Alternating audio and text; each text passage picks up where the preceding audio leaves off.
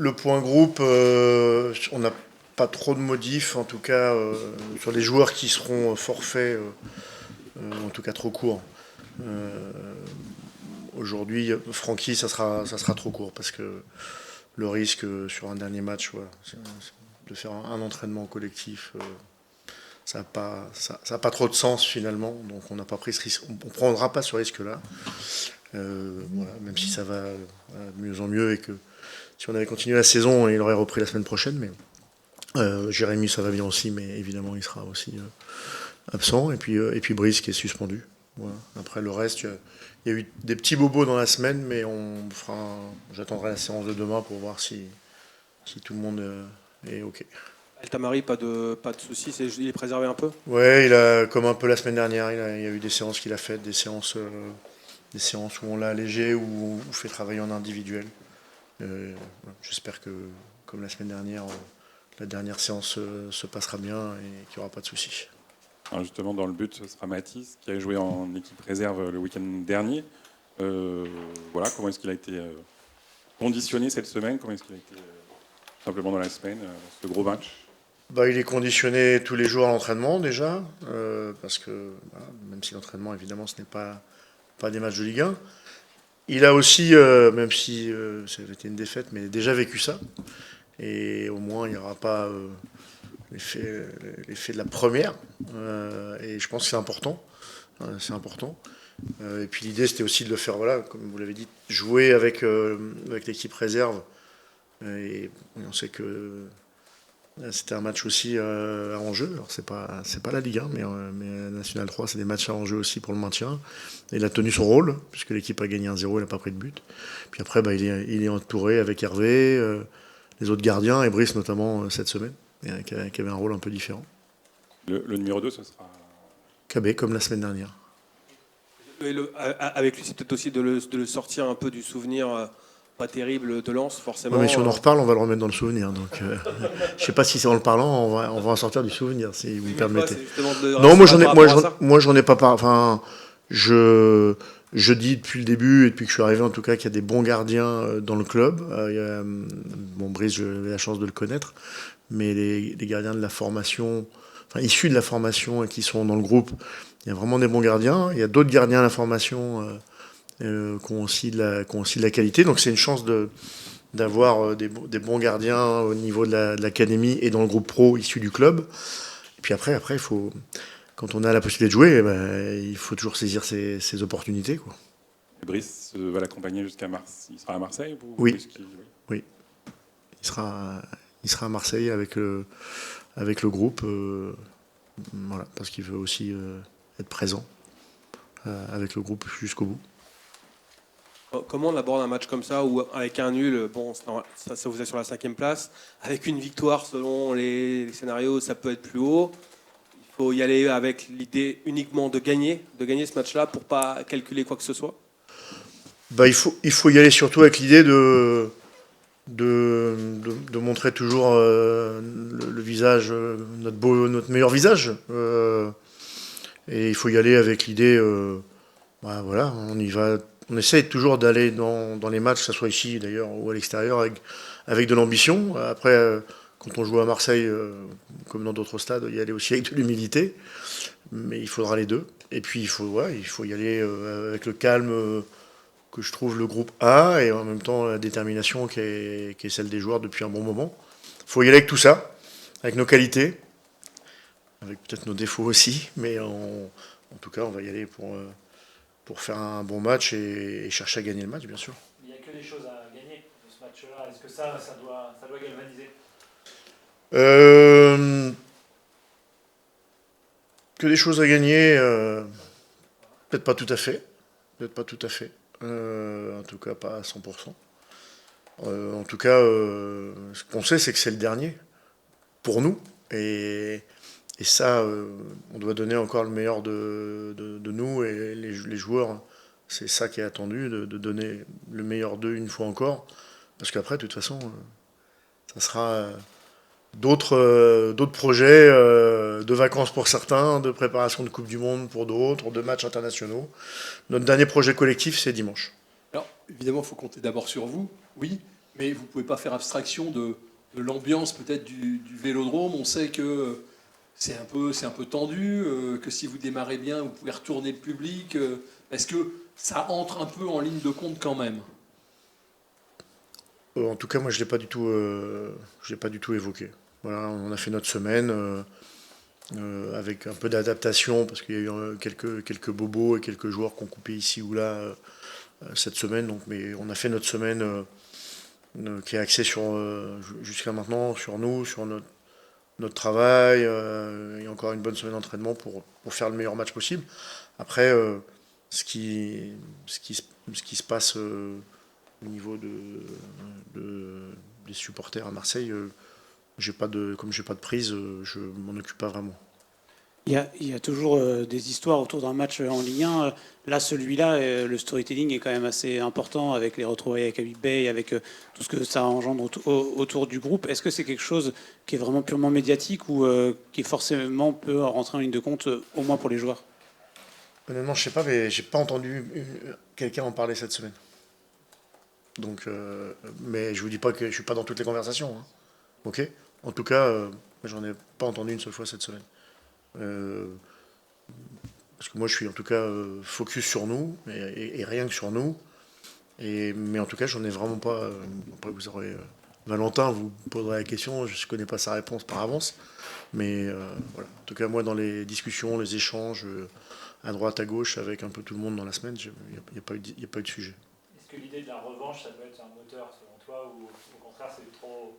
Mais C'est trop je calme. sais même pas de. Enfin, pour moi, je sais même pas de quelle revanche on parle. Donc, je l'ai déjà dit. Habib a été le premier entraîneur de la saison du Stade Rennais. Quel que soit le classement qu'on aura au final, bah, il aura aussi contribué à ça. Je l'ai dit, je sais pas après quel match, il y a quelques temps là. Mais c'est juste la réalité. Et puis après, c'est comme souvent dans les saisons, il y a beaucoup de changements d'entraîneur. Hein, c'est pas non plus nouveau. Il y a, voilà, il y a une autre staff ou un autre coach qui prend la relève. Et puis c'est comme ça. De toute façon, c'est nos histoires. Hein, mais, euh, mais oui, non, il y a pas. Enfin, la revanche, c'est pas. Enfin, pour moi, c'est pas un sujet. Je pense pas que pour les joueurs, ce soit un sujet non plus. On a eu un adversaire qui, depuis plusieurs semaines, ne joue pas exactement au niveau auquel on pourrait s'attendre avec son effectif. Est-ce que ça complique la préparation spécifique, les séances vidéo parce que on se dit, voilà, en fait, Mason Greenwood vaut peut-être mieux que ce qu'il a montré ces dernières semaines, toute l'équipe vaut mieux que ce qu'elle a montré. Est-ce que c'est compliqué de montrer les forces d'une équipe quand elle est un peu dans le dur comme ça? Non, c'est pas compliqué de montrer leurs forces parce qu'il y en a toujours.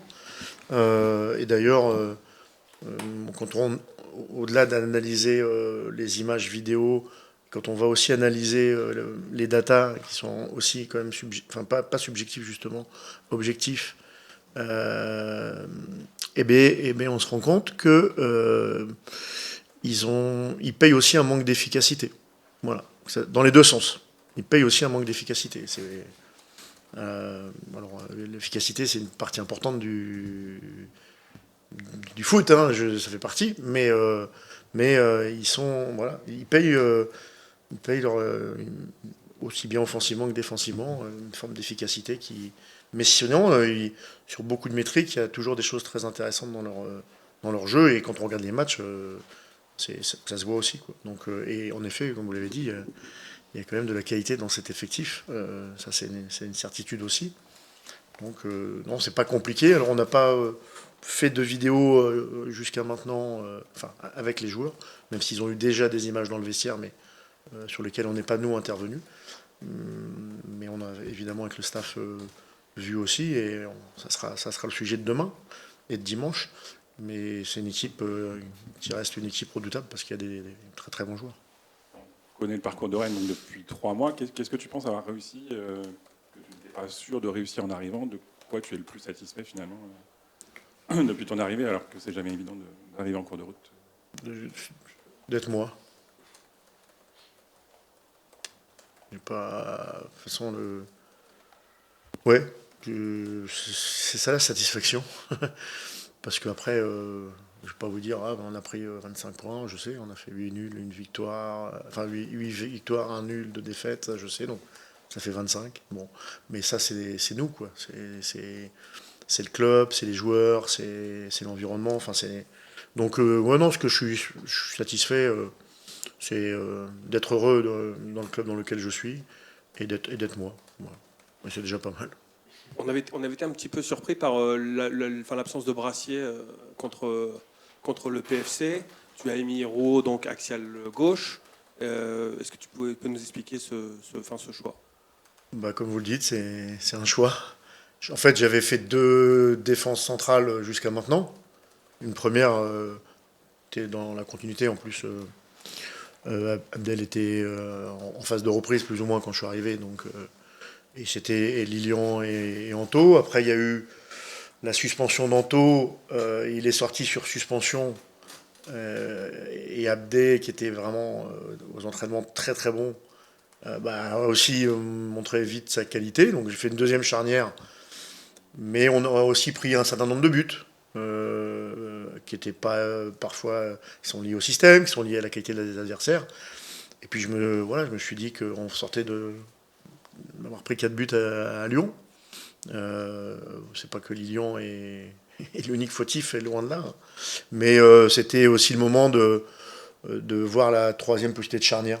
Voilà. Et les 3 défenseurs que j'ai, puisque Alidou est plutôt positionné latéral dans la défense à 4, les 3 centraux que j'ai, c'est ce que je leur ai dit d'ailleurs à chacun, ils ont tous des qualités, des points très forts.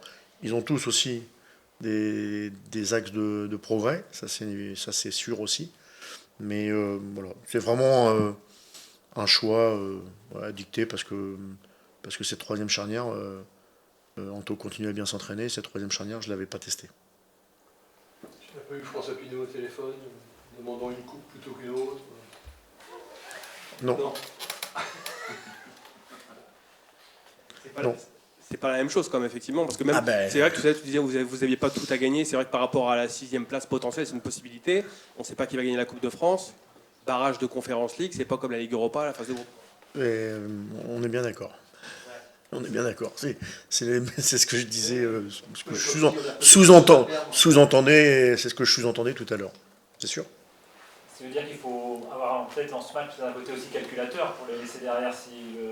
En tout cas, c'est le dernier match. Donc, c'est le dernier match. Voilà. Juste une petite question, on en parlait tout à l'heure de Mathis qui avait joué en N3. À quel point c'est important que la N3 se maintienne que l'équipe réserve se maintienne en N3? C'est important pour la formation. Déjà, entre la N3 et la Ligue 1, où la volonté d'être plutôt dans le premier tiers de la Ligue 1, le gap il est déjà immense. Donc c'est mieux pour nos jeunes joueurs de jouer en N3 qu'en R1, parce que le niveau de la N3 est tout simplement meilleur, c'est tout simplement. Même si la possibilité des matchs avec le groupe Espoir amène quelque chose de différent, j'espère que ça va continuer à se développer, qu'on peut organiser aussi des matchs de prépa pour ce groupe-là face à d'autres adversaires français ou européens dans la saison. Mais c'est mieux pour une équipe qui est jeune, parce que c'est une équipe qui est jeune en réserve, de jouer en N3. Voilà. Après, ce qui doit se passer, que ce soit en N1 ou en N3, les résultats à la fin de la saison, on a quand même ce qu'on mérite. Mais j'espère que, d'ailleurs, on sera là aussi pour les voir demain à 18h, et pour les encourager, pour être avec eux pour ce dernier match. Mais oui, j'aime autant. Après, on sait que pour des joueurs en formation, il y a d'autres passages, parfois les prêts, mais je préférais tous que l'équipe réserve sur un N3, ça c'est sûr. Juste parce que tu étais repassé en 4-3-3 donc, contre le Paris FC, vous avez gagné en 4-4-2. Du coup, là, c'est un peu plus fou demain. Les 2 systèmes sont bons, mais... on va faire un tirage au sort après la conf. Non, mais les 2 systèmes sont bons, mais effectivement, ils sont bons, ça dépend des circonstances et des scénarios. Mais... Non, ils sont bons quand on gagne, je vais vous le dire, je le redis et je le redirai jusqu'à la fin du moment où j'arrêterai d'entraîner. Le système, déjà, c'est qu'une partie de l'iceberg, on va dire, il ne faut pas l'oublier. Et après, les systèmes, ils sont bons quand on gagne. Après, sinon, on trouve toujours des défauts. vous commencez déjà évidemment à préparer la suite. On sait qu'il y a un joueur que tu connais bien qui devrait vous rejoindre. Est-ce que plus globalement, tu peux juste nous évoquer aujourd'hui, dans ta réflexion, comment tu imagines au moins la structure future de cette équipe-là et comment justement le mercato, en fonction de cette structure de jeu que tu souhaites, sur le plan tactique notamment, peut s'articuler? Oh, je vais pas vous expliquer beaucoup de choses, ça c'est sûr, parce que c'est pas le moment, d'abord. Parce que le moment, c'est pour moi les 48 heures qui viennent sont focus sur Marseille. La deuxième chose, c'est que de mon côté, en tout cas, j'ai pas mal travaillé sur un certain nombre d'éléments ces dernières semaines pour savoir ce que je souhaite. Voilà, simplement ce que je souhaite, ou ce que je souhaiterais même. Et après, il y a aussi des gens qui sont là pour dans le recrutement, dans la coordination du recrutement, dans la direction sportive avec Loïc, et à la direction du club pour faire des choix, pour décider. Voilà, moi je sais plutôt dans quel système prioritaire je souhaite aller ou rester. Parce que, comme tout le monde croit que je suis un adepte du 3-4-3, et d'ailleurs, voilà, je sais pas ce qu'ils ont toujours été en 4-3-3 avant, donc même si j'aime bien le 4-4-2. Mais en tout cas, les orientations, la qualité de l'effectif, parce que si on a une compétition européenne, quelle qu'elle soit, mais il faut être armé pour ça. Pour le coup, j'ai vécu de bonne manière et de moins bonne des choses quand on n'est pas suffisamment solide, à la fois en quantité ou en qualité, que ça peut être très très compliqué. Donc tout ça, on l'a bien en tête. On sait aussi que l'effectif cette année, il a été réduit volontairement parce qu'il n'y avait pas de Coupe d'Europe. Mais il n'y a pas eu beaucoup de blessures. Mais c'est quand même un effectif qui peut être tendu et qui serait tendu. Ça, c'est sûr. Si on avait 3 matchs par semaine, enfin 2 matchs par semaine. Tout ça, c'est clair, mais c'est clair dans l'esprit des décideurs du club. Voilà. Et puis après, il y a les faisabilités. Voilà. C'est pour ça que je vous dis après, moi j'ai mes souhaits, et puis après il y a des gens qui vont décider de ce qui est possible ou pas. Structure à 3 ou à 4? Est-ce que tu peux nous le dire maintenant, ça ou... Oui, je peux. Moi je pense qu'on travaille très bien à 4. Je pense qu'on travaille très bien à 4 et je me projette à 4. Voilà, je me projette à 4.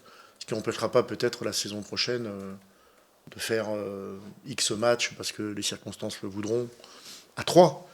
Mais je me projette à 4. Je reviens juste, Franck, sur quand on demandait ta plus grosse satisfaction, c'était être toi.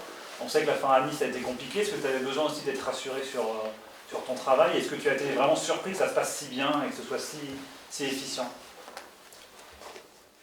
Je ne vais pas refaire un épisode sur Nice. Non, et plus sur toi. Non, mais ce qui est certain, c'est que voilà, ce qui comptait quand j'ai quitté Nice, c'est d'abord de faire que moi je fasse mon autocritique et dire voilà,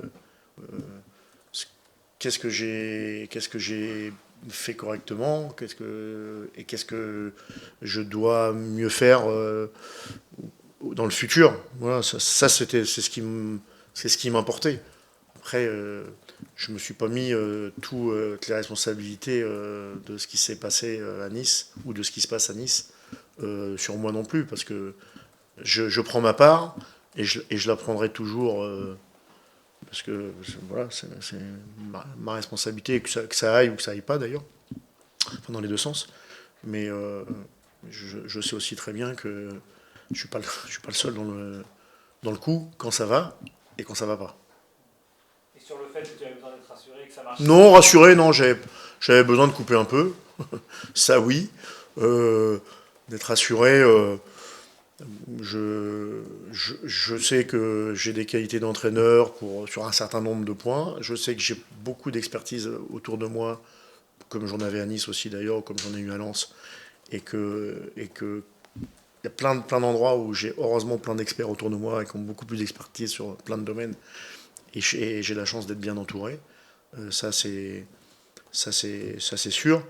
Et je sais que on est capable ensemble de faire des bonnes choses. Je vais finir ma 6e saison en tant qu'entraîneur de Ligue 1 et jusqu'à maintenant, en tout cas, j'ai clôturé toujours en étant dans le top 7 à minima et parfois même un peu mieux. Donc voilà, c'est pas si mal de ce côté-là. En tout cas, je suis plutôt fier de ça. Voilà. On a le droit d'être fier aussi du travail qu'on fait. Mais que parfois, il y a des contextes, il y a des périodes où ça marche pas comme on aimerait, c'est tout. Et c'est un peu dur sur le moment, mais voilà, ça fait partie. On n'a pas un job difficile, nous. On a un job qui peut être compliqué. Il n'est pas difficile, mais il peut être compliqué. Parfois, il est même très compliqué. Mais on aime tellement ça qu'il nous donne aussi beaucoup de joie, beaucoup d'adrénaline, beaucoup de moments intenses. Et c'est une grande chance. Si tu fais un petit bilan des 10 derniers mois, qu'est-ce que tu penses de ta venue à Rennes? Est-ce que tu as des regrets, pas de regrets? Comment ça s'est passé avec la ville, les supporters? Quel est ton regard sur la saison complète et ta vie à Rennes? Il y a beaucoup de choses à dire. Il y a beaucoup de choses à dire. Bah, vous connaissez l'accueil qui m'a été réservé, donc forcément ça partait pas sur les meilleures bases possibles. Mais quand je regarde en arrière aujourd'hui, je suis très heureux du choix que j'ai fait à tous les niveaux. À tous les niveaux, parce que sportivement ça se passe bien, humainement ça se passe bien, et je me sens super bien aussi dans cette ville. Ma famille aussi, qui compte énormément pour moi. À partir du moment où les gens qui m'entourent et que j'aime se sentent bien, ça se ressent sur mon quotidien. Donc non, je suis vraiment très heureux et j'ai déjà hâte d'être la saison prochaine. Marseille, forcément, première fois que tu vas revenir comme jeu là-bas, mais je veux dire, depuis que tu as quitté l'OM, ça va être la première. Dans une ambiance particulière, forcément, qui est peut-être différente de ce que tu as connu toi. Quoique, comment tu vois ça en fait? L'atmosphère déjà de ce match-là, comment tu vas le vivre? C'est un super match à jouer pour nous. C'est le dernier match de la saison. On sait qu'il est très important à tous les niveaux. Mais il ne faut surtout pas qu'on surjoue et faut qu'on reste nous-mêmes. Je pense que ça ne sert à rien d'en faire des caisses.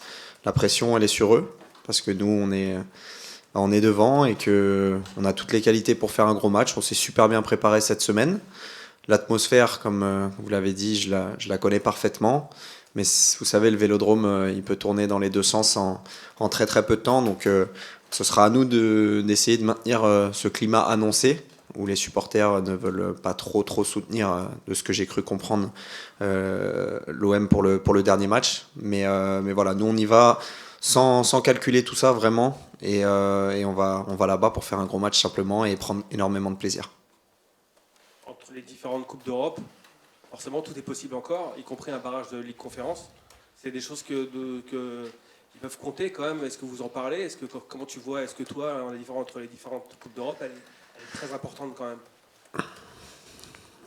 Je vais pas vous mentir, jouer les barrages de Ligue Conférence ou jouer la Champions League, ça n'a rien à voir. Aujourd'hui, on est satisfait parce qu'on est dans nos objectifs, mais la saison elle n'est pas terminée. Et ce serait vraiment dommage de mal finir tout ce qu'on a entrepris cette année. Pour moi, il reste 3 points à prendre qui nous permettraient vraiment d'être là où on veut être.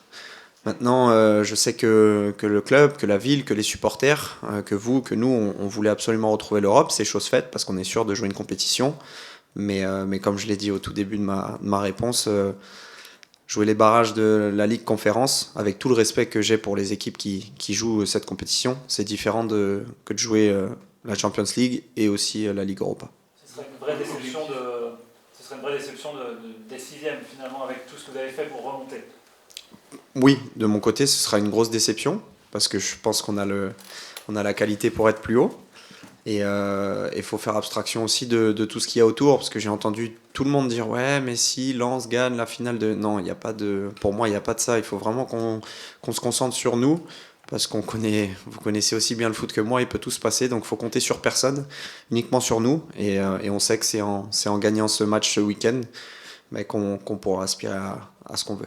Tu as des souvenirs particuliers de dernière journée où tu perds une place, où tu gagnes une place, où c'est très, très agité? J'ai un souvenir assez fou avec l'Olympique de Marseille, où à la dernière journée, on reçoit Strasbourg et on menait, si je dis pas de bêtises, 4-0. Il nous fallait un 5e but pour se qualifier et repasser devant Monaco au goal average. En fait, il y a une situation dans la surface de réparation où il y a une potentielle main et Madame Frappard s'apprêtait à aller voir le VAR, je crois. Et en fait, il y a Lens qui égalise dans le même temps face à Monaco et le stade explose. Et nous, on met un peu de temps à comprendre ce qui se passe, une dizaine de secondes. En fait, on se rend compte qu'on repasse deuxième et qu'on est qualifié pour la Champions League. Donc ça, c'est un très bon souvenir que j'ai. Il y avait main ou pas? Oui, je crois qu'il y avait main. Bon, ça n'a pas été sanctionné, mais on a revu les images et il y avait main. Quand tu vois l'état de l'OM aujourd'hui, l'état entre guillemets, hein, ça te fait quoi et ça t'inspire quoi par rapport au match de dimanche? Je reviens à ce que je disais tout à l'heure. Moi, ce qui se passe maintenant à Marseille, ça m'importe peu étant donné que je suis rennais. Et je me fie pas à ça parce que je connais très très bien ce club et c'est dans ces moments-là où l'OM est capable de faire de grandes choses. Donc il faut arriver avec beaucoup d'humilité, mais aussi sûr de nos qualités pour faire un bon match. Ce sera à eux de répondre présent parce que nous, on va leur imposer quelque chose de fort. Mathis Silistri va remplacer Brice dans le but. Est-ce que vous avez eu l'occasion d'en parler avec lui? Il avait eu une expérience un peu compliquée à Lens la première fois. Je trouve pas que son expérience à Lens elle était compliquée. Si vous vous rappelez de sa première période, il avait été excellent. Il avait fait preuve d'une grande assurance jeu au pied. Et c'est vrai que sur cette frappe de Saint-Maximin, je pense que vous faites allusion à ça, mais ça c'est le lot du foot, c'est le lot de tous les gardiens. J'en ai un petit peu discuté avec lui cette semaine, mais en fait c'est tellement naturel, il est avec nous, il s'entraîne bien, et je pense qu'il ressent la confiance de tout le monde, et ça c'est le plus important. Si tout le monde se met à lui parler, ouais ça va bien se passer, je pense que c'est là qu'il va sentir qu'il y a un problème, donc non, on a une totale confiance envers lui, et ça va bien se passer. L'objectif, c'est le tout pour le tout, quoi. Si je comprends bien, je reviens sur les compétitions européennes, quitte à se découvrir et à perdre le ticket pour l'Europa League, quoi. Non, pas du tout. C'est pas ce que j'ai dit. J'ai dit que c'était différent de jouer les barrages de Conference League et de jouer la Champions League. Maintenant, si on a la Ligue Europa dans nos mains, on va pas l'acheter et on va pas se dire on part à l'attaque pour essayer d'aller décrocher quelque chose de plus. Toi qui côtoies justement Mathis depuis bien plus que nous, est-ce que tu veux nous parler un peu de lui, justement, de son style? C'est vrai que les gardiens ont des styles différents et ils ont un rôle assez important dans les relances, dans le jeu rennais en général. Donc est-ce que tu peux nous parler un peu de lui, en quoi ça diffère un petit peu d'avoir Brice en bas ou Mathis dans le cage, à part évidemment l'expérience et ce qu'on sait de Brice? Mathis, c'est un gardien moderne, donc c'est un gardien avec beaucoup de qualité sur sa ligne. Il prend beaucoup de place, il a une énergie qui est vraiment bonne. Et quand il est là dans les séances, on l'entend, on le sent.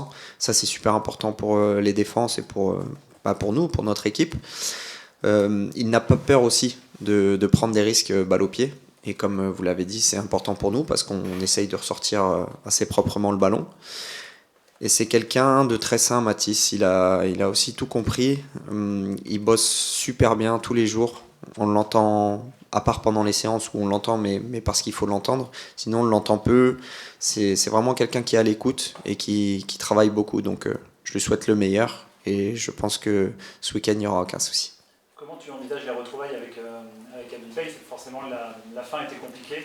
La relation était compliquée avec certains de tes coéquipiers. Comment tu envisages ça? Est-ce que ça, vous en avez parlé, est-ce que ça peut être un moteur aussi, peut-être un mauvais moteur, mais malgré tout...